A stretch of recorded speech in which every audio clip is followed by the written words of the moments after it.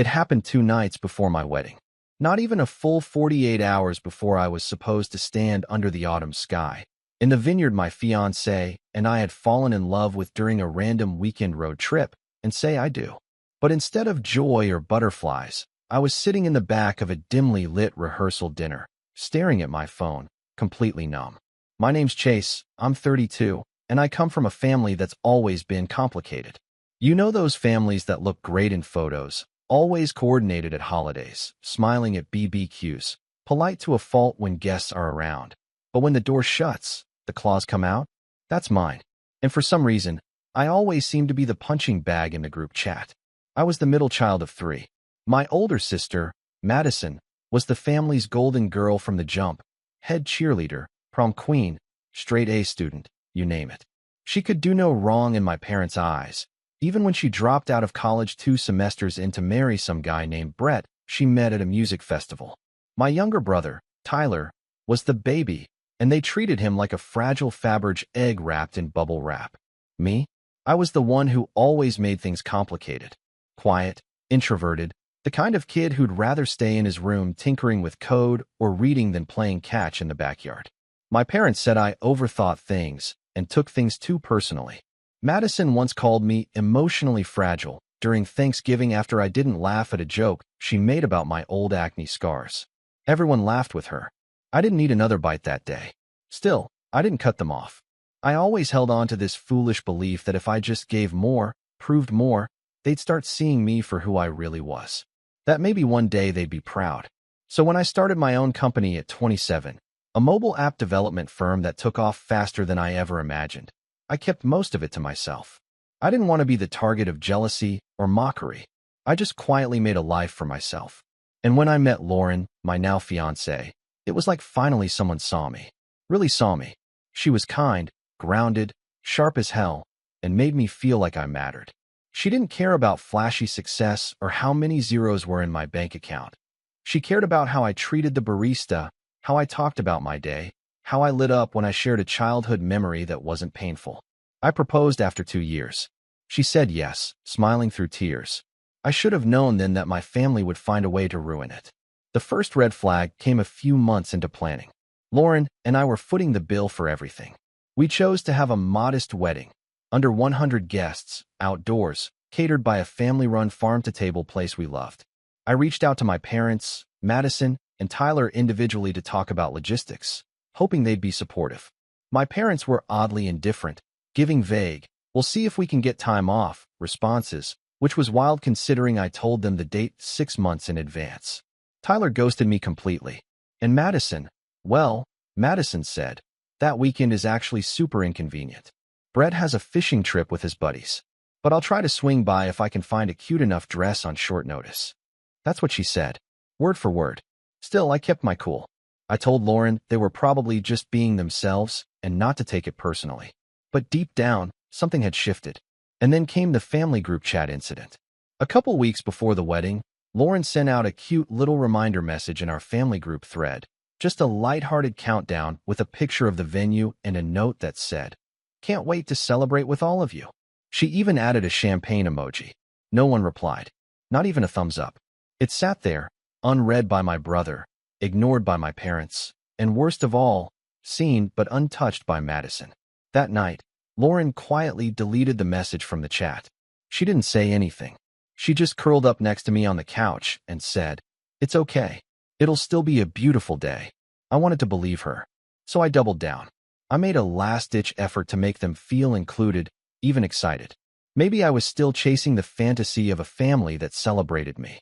I didn't just invite them. I went all out. I booked a full week-long vacation in Europe for them, scheduled to happen a month after the wedding. All expenses paid. Flights, hotels, sightseeing, everything. It wasn't a honeymoon for me and Lauren. This was just for them. My gift to show that I wasn't holding a grudge, that I wanted to share this new chapter of my life. I didn't tell them right away. I was saving it as a surprise during the rehearsal dinner. But the rehearsal dinner never really felt like a celebration. My parents didn't come. Flights were too expensive, they said, even though they were only a 2-hour drive away. Tyler didn't even RSVP. And Madison arrived halfway through the dinner in a white dress. Yes, white.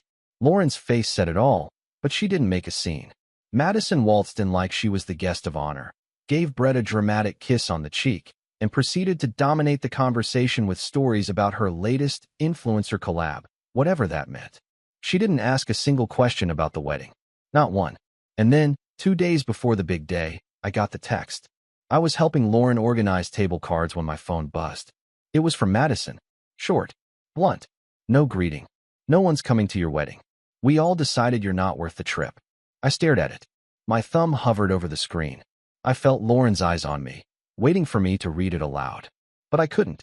I just handed her the phone. She read it, blinked, and then asked, "All of them?" I nodded. That was it. No explanation. No apology. Nothing. Just that sentence. For a minute, I didn't even feel hurt. I felt hollow, like I'd finally reached the end of something I'd been holding on to for way too long. I stood up, walked to the kitchen, poured myself a glass of water with trembling hands, and just sat at the table in silence while Lauren came up behind me and rested her chin on my shoulder. She didn't say anything. She didn't need to. That one message had shattered whatever illusions I'd still been clinging to. But that's not the end of it. Because what Madison didn't know, what none of them knew, was that just 3 hours before she sent that message, I had finally finished confirming the details on that European vacation I booked for all of them. A luxury resort, a private tour of Tuscany, wine tastings, and spa days. Everything set under my name, my account, my card. I'd been planning it for months, talking to travel agents, coordinating flights, curating an experience that would have been the trip of a lifetime. I was going to give it to them as a post-wedding surprise, my way of saying, thanks for being there.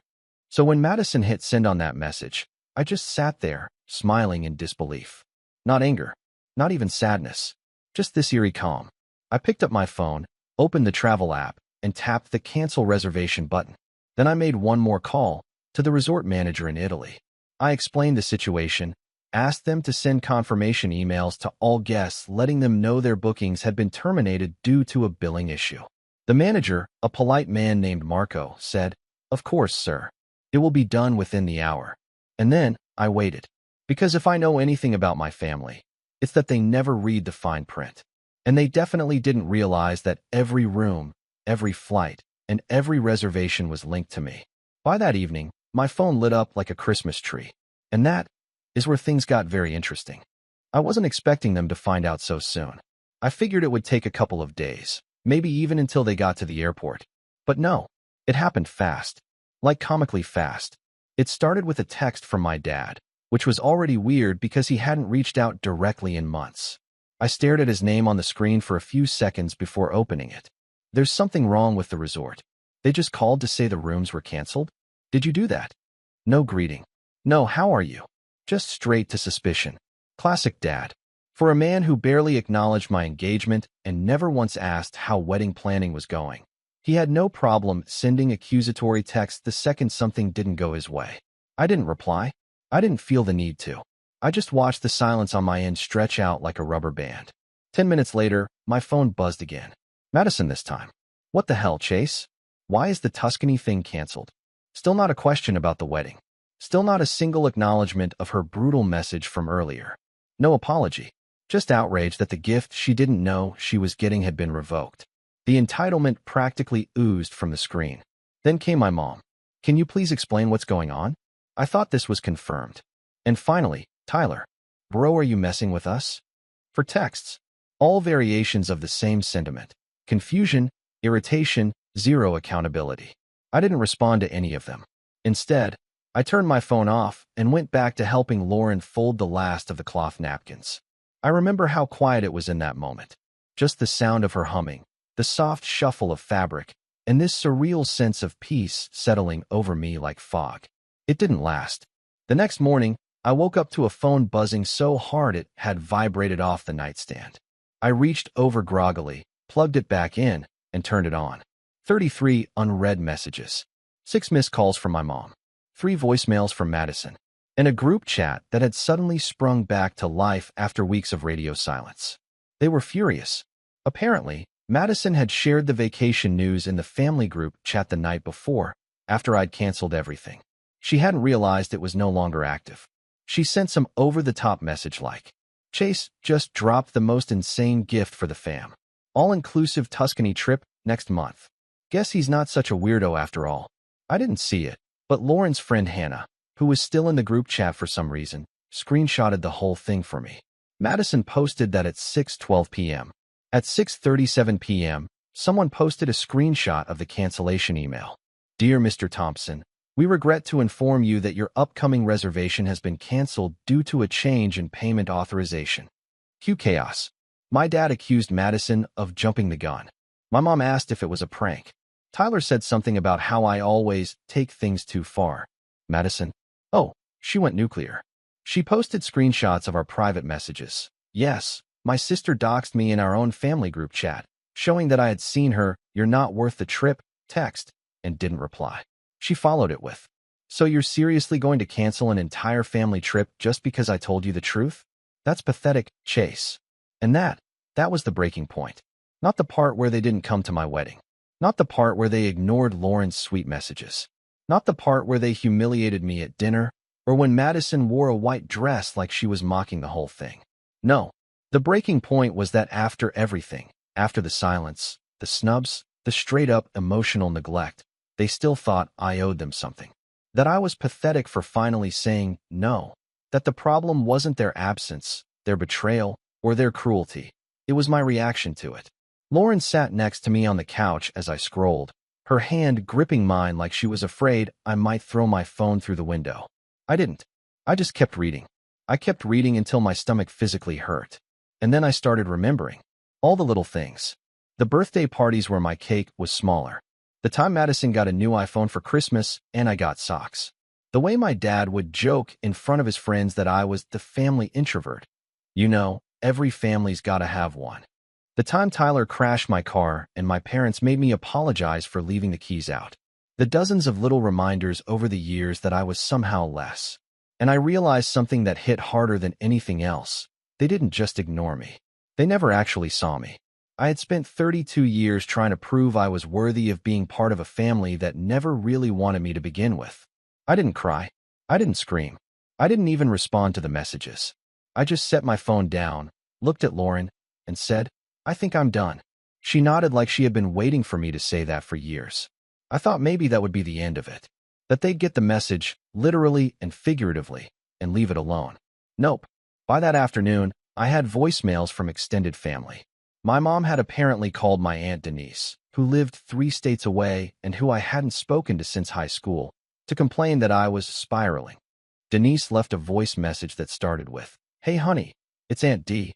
I heard you're having a little moment," and went on to say how family is forever and how I shouldn't let petty things ruin relationships. Petty things. Petty? I nearly laughed out loud. But the laughter died fast when I got a Facebook message from my cousin Riley, who I hadn't seen since his bachelor party in 2019. "Dude, what happened with the trip? My mom said your mom said you're in some kind of fight? Should I cancel my PTO?" I didn't even reply. I had been quiet for so long. So accommodating. So willing to bend and stretch and give without asking for anything in return. But now that I had finally stood up for myself, just once, with one click of a cancel button, they were treating it like I had burned the whole family tree to the ground. And that's when I realized maybe I had. Maybe I finally lit the match they had been daring me to light for decades. But here's the thing. That wasn't even the real betrayal yet. That came the next morning. Lauren and I were at the venue, doing a final walkthrough with the florist and photographer. It was peaceful. The vineyard had this soft breeze, the kind that makes you feel like time is slowing down, and I was finally feeling a little lighter. Until my best man, David, walked up with his phone in his hand and a strange look on his face. "You're not gonna like this," he said, before showing me the screen. It was a Reddit post. A public Reddit post. On r/wedding drama. The username wasn't immediately familiar, just a throwaway, but the writing style? The details? It was unmistakable. Someone had posted a story about a controlling tech bro groom who weaponized money to manipulate his family and canceled an entire European vacation out of spite because his sister couldn't make it to his overpriced wedding. And the kicker? They posted photos. Of me. Of Lauren. Of our venue. They blurred out our faces, but barely. The comments were brutal. People calling me selfish, saying I was emotionally immature, speculating that I was some kind of narcissist with money and abandonment issues. Lauren took one look and gasped. "That's your suit. That's our venue." We both knew instantly. It was Madison. No one else would have known that much. No one else would have described me in those words. She had always said things like, "tech bro," to dismiss my career. Always said Lauren was too normal for me. She was the only one who had taken photos at the rehearsal dinner. And now, 2 days before my wedding, she had posted about us online. Framed it like she was the victim. Painted me as some bitter rich kid having a meltdown because his family wasn't bowing down to his demands. That was the real betrayal. Because now it wasn't just private. Now it was public. I stared at the screen for a long time. Not angry. Not even shocked. Just broken. Lauren put her hand on my back. "What do we do?" I looked at her, my jaw clenched so tight it hurt. And I said the only thing I could think to say. "I think it's time they learn what consequences really look like." I didn't sleep the night before the wedding. Not because I was nervous. Not because of excitement. But because somewhere between rereading the Reddit post for the 3rd time and listening to Madison's voicemail for the 5th, something in me snapped. Not in a fiery, screaming, throw things across the room kind of way, but in that cold, silent way where your entire body goes still because you finally realize just how deep the knife really went. There's a kind of heartbreak that's so quiet, so absolute, it doesn't need tears. It just leaves you empty. I lay in bed with Lauren's hand resting on my chest, her breathing slow and soft beside me, while my mind spun through years of memories like a tape I couldn't shut off. Childhood birthday parties where Madison accidentally knocked over my cake. Family game nights where I was always the one blamed for ruining the vibe. Report cards with straight A's that got a nod, while Tyler's C+ in geometry earned him a celebratory dinner. It wasn't just the Reddit post. It wasn't even just the wedding snub or the vacation betrayal. It was the cumulative weight of a lifetime of being quietly dismissed, subtly mocked, and emotionally sidelined. And now, when I had everything to give, when I had built a life full of love, a business that thrived, a future worth celebrating, they still chose to belittle me. They chose to make me the villain of my own story. That was the fall. The realization that no matter how much I gave, it would never be enough for people who decided long ago that I didn't matter. The wedding was the next morning. It was beautiful. Stunning, even. The sun bathed the vineyard in gold. Lauren looked like poetry in motion, walking down the aisle in a soft ivory dress that caught the light like silk on water. The guests, friends, colleagues, chosen family, clapped and cheered and wiped tears during our vows. There was laughter, dancing, speeches that made us cry for all the right reasons. Not one blood relative of mine was there. Not a single one. But for the first time, it didn't feel like something was missing. It felt intentional. Like the people who mattered were the ones who chose to show up. Not out of obligation, but love. Not because they shared my DNA, but because they shared my heart. Still, even in that joy, the betrayal lingered. I caught myself glancing at my phone during the reception more than once, half expecting another message from my mom, or a new passive-aggressive comment from Madison, or a Reddit thread titled, "Update. Groom has a meltdown during wedding." But nothing came, and the silence said everything. In the days that followed, Lauren and I escaped to a quiet cabin in the mountains. No service, no distractions, just us, a fireplace, and fresh air that felt like it could heal old wounds. We didn't talk about my family much at first. We just existed. We slept in, made pancakes, played board games, and sat on the porch wrapped in a shared blanket as the sun set. And slowly, I started to breathe again. Not the shallow, bracing kind of breath you take when you're waiting for the next emotional gut punch, but the deep kind. The kind that fills your lungs and stretches your ribs and makes you remember what it feels like to exist in your own body. That was the beginning of the rise. Not dramatic, not instant, just quiet steps back into myself. When we got back from the cabin, I muted the family group chat, archived the texts, unfollowed Madison on every platform. I didn't block anyone, not yet. That felt like giving them too much space in my head. But I did what I needed to do to create some distance. And then, I started rebuilding. Not in the way people imagine when they think revenge. There was no montage of me hitting the gym or launching a new company or buying a sports car. I didn't suddenly reinvent myself overnight. What I did was simple. I started choosing peace. I met with my team at work and told them I was going to take a step back from day-to-day operations. I promoted my CTO, the brilliant and loyal friend who had been with me since day one, and gave him the reins. I didn't want to live in meetings and stress anymore. I wanted to create again.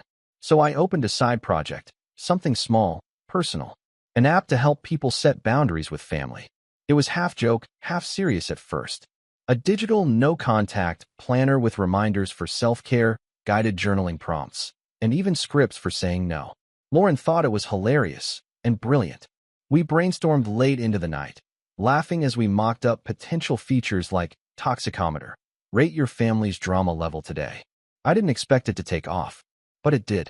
Within a few months, we had tens of thousands of downloads.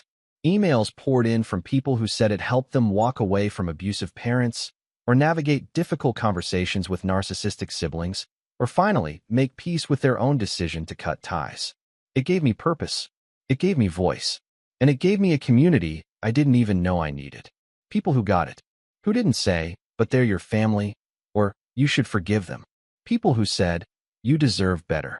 And slowly, I started believing it. Lauren was my rock through all of it.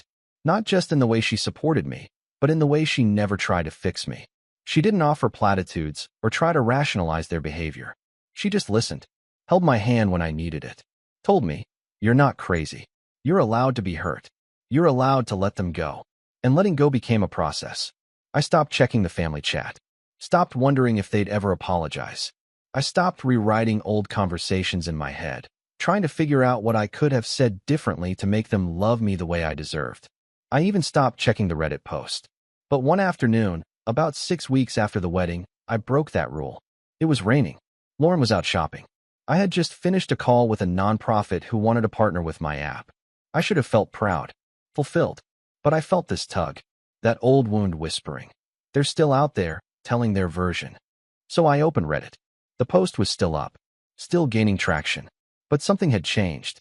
Buried among the top comments were new voices. People who had seen our wedding photos on Instagram, who knew Lauren and me personally, who were pointing out discrepancies in the story. She left out the part where she texted her brother that no one was coming 2 days before the wedding. Didn't she wear white to his rehearsal dinner? I know Chase. He's one of the most generous people I've ever met. The narrative was shifting, not because I fought back, but because the truth has a way of rising, even when you're silent. That gave me the final push I needed. I opened my contacts, scrolled to Mom, deleted the number, did the same for Madison, and Tyler, and Dad. And as I watched their names vanish from my screen, I didn't feel sadness. I felt clean, like taking off a heavy coat you didn't realize you'd been wearing in summer heat. It was over. The part of my life where I begged for scraps of affection from people who never saw me. Now, I had a wife who loved me fiercely, a business that made a difference, a future I got to build on my terms. And most importantly, I had peace. But don't get me wrong. This isn't where the story ends. Because just when I thought I was done with them, they came back. Not with an apology, not with remorse, but with demands. And that was their final mistake. It started with a letter, not a text, not a voicemail, a letter, mailed, stamped, delivered to my house in a plain white envelope with no return address. Just my full name, printed neatly, almost politely. At first, I thought it was junk mail. But when I tore it open, a single sentence in familiar handwriting slid out and hit me like a punch to the ribs. You've made your point. Now undo the damage. No greeting. No apology. Just that. It was from Madison. I knew her handwriting. Slanted, aggressive, overly loopy on the Y's and G's, like she was trying too hard to make it look feminine. I stared at the letter for a long time. I wasn't even angry. I was fascinated, like watching someone dig their own grave in slow motion. Lauren found me sitting at the kitchen table, letter in hand, eyebrows slightly raised. Let me guess, she said, drying her hands on a dish towel. The ghost of Christmas entitlement passed. I smirked.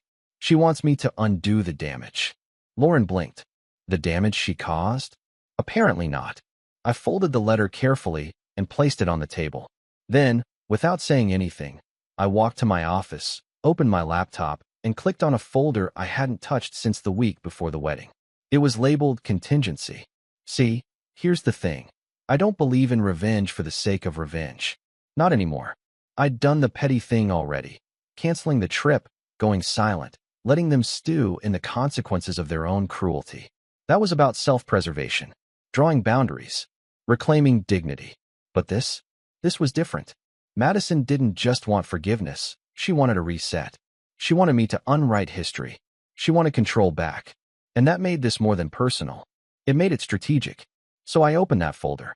Inside were screenshots, recordings, emails, and social media backups. All things I had quietly archived over the years. Not out of paranoia, but because some part of me knew this day might come. When you grow up around manipulation, gaslighting, and selective amnesia, you learn to keep receipts. There was an email from Madison calling Lauren a placeholder until someone better comes along. A group chat transcript where my mom suggested that inviting Lauren's family to Thanksgiving would make things awkward. A voice memo Tyler accidentally sent me during a camping trip, where he joked with his friend that Chase only gets invited to things so mom doesn't feel guilty. I had enough evidence to build a case against every single one of them. But I didn't want revenge for its own sake. I wanted clarity. I wanted them to understand, viscerally, that I was no longer the quiet kid in the corner who they could walk all over. I was a man with power, with resources, with a platform, and now, with a plan. The first thing I did was loop in David, my best friend, and now the only person besides Lauren who had seen the full scope of the family's meltdown. "You sure you want to do this?" he asked, nursing a coffee across from me at our favorite cafe downtown. I nodded. I don't want to hurt them, but I want to make it impossible for them to keep rewriting the story. He raised an eyebrow. "So, like a truth bomb?" "Exactly. Controlled.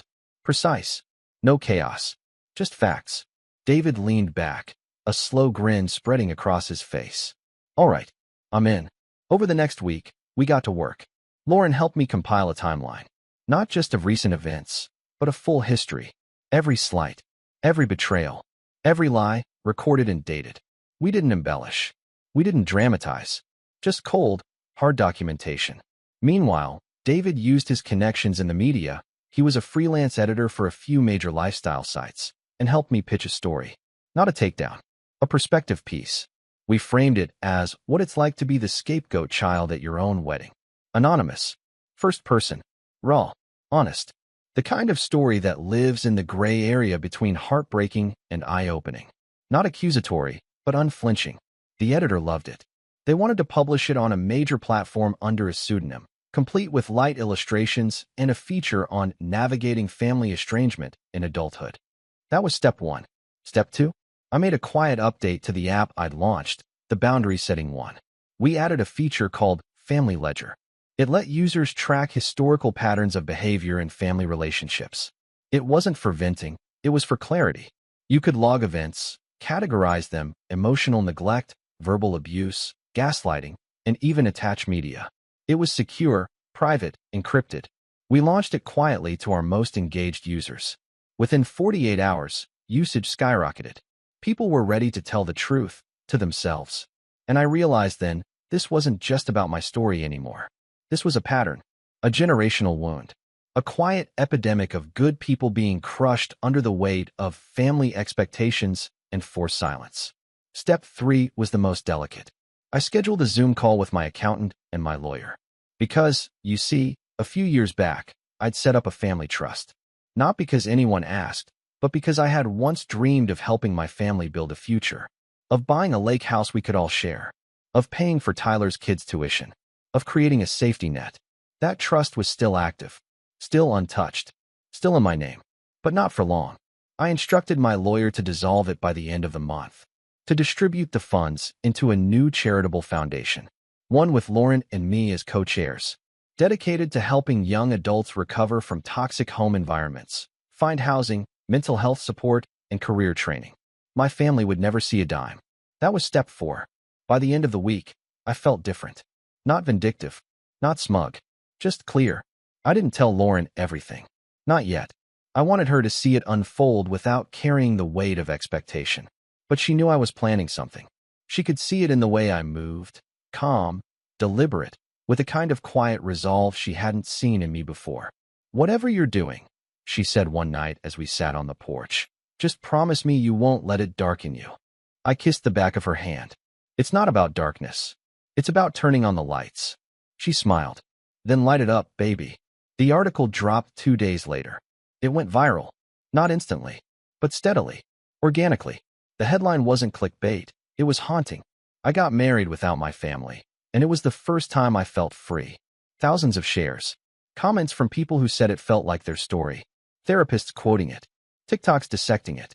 It wasn't about me. It was about us. The forgotten middle children. The scapegoats. The quiet ones. The survivors. Madison knew it was me. Of course she did. She emailed me the next day. Not a letter this time. An actual email. Subject line, wow. The body? So now you're some kind of hero?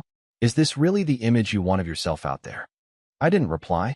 Instead, I forwarded it to my lawyer. He replied with a one-line response. Per your previous instruction, we will finalize the trust dissolution by Friday. Let them read that headline. And I wasn't done yet. Because I had one more play. One final move. A wedding gift that had sat unopened in our guest room since the ceremony. A large, silver-wrapped box with no name tag. I hadn't wanted to deal with it before. Something about it felt off. But now, I opened it. Inside was a bottle of vintage wine. Expensive, rare, and a handwritten card that said, "Congratulations. Thought you might finally be growing up after all. Love, Mom." No mention of the wedding. No apology. Just a backhanded pat on the head. That's when I knew. The time for silence was over. I didn't need to scream. I just needed to show them who I had become. It all unfolded slowly. Not with a bang. Not with screaming matches or door slams or police reports. No viral expose. No public humiliation. Just a quiet unraveling.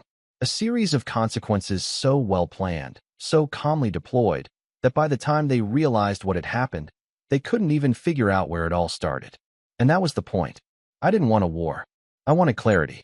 And clarity is most powerful when it arrives like a sunrise, subtle, undeniable, and impossible to ignore. The dissolution of the family trust was the first domino. My parents hadn't known I was the one funding it. Years ago, during one of those brief stretches when I tried to build bridges, I'd mentioned I was creating something to help secure our family's future. My dad scoffed. My mom said it sounded like one of my tech world fairy tales. They didn't take it seriously, but they had accepted the benefits, quietly. See, over the past 2 years, they had gotten used to the small payouts. Not big ones. Just enough to feel comfortable. Enough to cover car repairs, property taxes, a few credit card payments here and there. Every time, they thought it came from some account Chase set up when he started making money. They never asked questions. They just assumed I'd always be there to bail them out. Then, one Friday morning, it stopped. No warning. No explanation. Just a formal letter from my attorney notifying them that the trust had been dissolved and reallocated. It hit my dad first. He called from a new number, probably thinking I'd blocked the old one. I hadn't, though I had silenced it. His voicemail was short and panicked. "Chase, I don't know what's going on with that fund, but the bank's saying it's gone. Is this some mistake? Call me back." 2 hours later, a voicemail from my mom. "Honey, we're confused. We just got this letter. Can we talk? I'm sure there's been some kind of misunderstanding." But the best came from Madison. An email titled, "You're really doing this?" She wrote 5 paragraphs of what she probably thought was a heartfelt plea. How this wasn't just affecting mom and dad, but the entire family. How Tyler was counting on that help with the baby on the way. How actions like this don't just hurt the people you're mad at, they hurt everyone. I didn't respond. Instead, I had my lawyer send a final statement to each of them. One simple page. It read, "This trust was funded voluntarily, with no legal obligation to any party. Its dissolution was a personal decision. Any future communication regarding family matters should be directed to Chase's legal representation. Please respect his personal boundaries moving forward." They went quiet after that. For a while anyway. But the fallout didn't stop there. Because right as the financial rug was being pulled out from under them, something else hit. The article. It was still circulating. Still being shared on social media. And now? Now it had a name. Not mine. But someone had guessed it. A friend of Madison's apparently figured out who the story was about and posted a comment under a TikTok breakdown video. "Pretty sure this is about Madison T. in California. Her brother's a tech guy. He just got married." People started digging. Screenshots surfaced. Madison's Reddit post. Her Instagram stories from the wedding weekend where she casually mentioned not attending her loser brother's big day. A comment she left on someone's Facebook post complaining about overly sensitive siblings with too much money and not enough backbone. It didn't go full viral, but it was enough. She lost 2 brand partnerships. A fitness company dropped her after a few clients emailed with concerns about her toxicity and bullying. A podcast she'd been guest hosting didn't renew her contract. She posted a long story on her Instagram, black text on a pink background. Just want to say to everyone messaging me, believe what you want. The truth always finds its way through. I'm at peace. Then she deleted her account for 2 weeks. I'd be lying if I said I didn't feel something when I saw that. But it wasn't joy. It was justice. And justice, when it arrives on time, doesn't need fanfare. It just needs to be finished.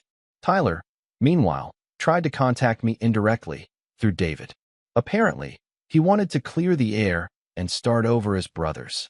That would have meant more if it hadn't come attached to a message where he asked if I could help with a down payment for his new house. David didn't even bother passing it on. Just told me later, over drinks, with a raised eyebrow. You good with me ignoring him? I nodded. Better than good. But the real kicker, the final blow, came 6 months later. Lauren and I were celebrating our honeymoon late. We delayed it for work stuff, but we finally booked the dream trip. 2 weeks in Greece, just the 2 of us, unplugged. One morning, I checked my email to confirm a boat reservation and saw a message from my old high school alumni network. Boring stuff, mostly, but one part caught my eye. Join us for this year's alumni panel, featuring Chase Thompson, tech entrepreneur and co-founder of the Family Resilience Foundation. That name, Family Resilience Foundation. It was what Lauren and I had renamed the trust when we turned it into a nonprofit. The organization had grown fast. Between the app, the media coverage, and the surge of interest from therapists and support groups, we had found ourselves at the center of a movement. We were funding housing for estranged youth, providing legal aid for people dealing with abusive relatives, even sponsoring therapy grants. And now, I was being honored for it. The irony was poetic. I, the quiet one, the emotionally fragile one, the one they said would never be strong enough to lead anything, was now running an organization that gave thousands of people the strength to walk away from toxic family systems. I showed the email to Lauren. She smiled, leaned over, and whispered in my ear, "You built a new family, one that actually deserves you." A few months later, we bought a house. Not a mansion, not a tech CEO palace. Just a warm, spacious home with a backyard for the dog we eventually adopted, and a cozy office where I kept the framed letter from my mom, the wedding gift she'd sent. I kept it not out of sentimentality, but as a reminder that I had grown up in a house where love came with conditions. And now, I lived in one where love was unconditional. We never spoke again. Not my parents. Not Madison. Not Tyler. Not once. No more texts. No more voicemails. No more backhanded letters in the mail. They knew. They understood, finally, that the door wasn't just closed. It had been locked, sealed, and bricked over with peace, purpose, and power. And in the quiet that followed, I thrived. Because here's what they never understood. You don't need revenge to win. You just need to live a life so good, so full, so yours, that their absence becomes the best part of it. And mine did. The last time I ever heard from any of them was a holiday card from a distant cousin who wrote, "Your mom says hi." I didn't reply. I just folded the card in half, tossed it in the bin, and walked out to the backyard, where Lauren was laughing under the fairy lights, glass of wine in her hand, calling our dog back inside. She turned, caught my eye, and smiled. That's when I realized. They didn't lose me because I changed. They lost me because I finally didn't. And that was their real punishment.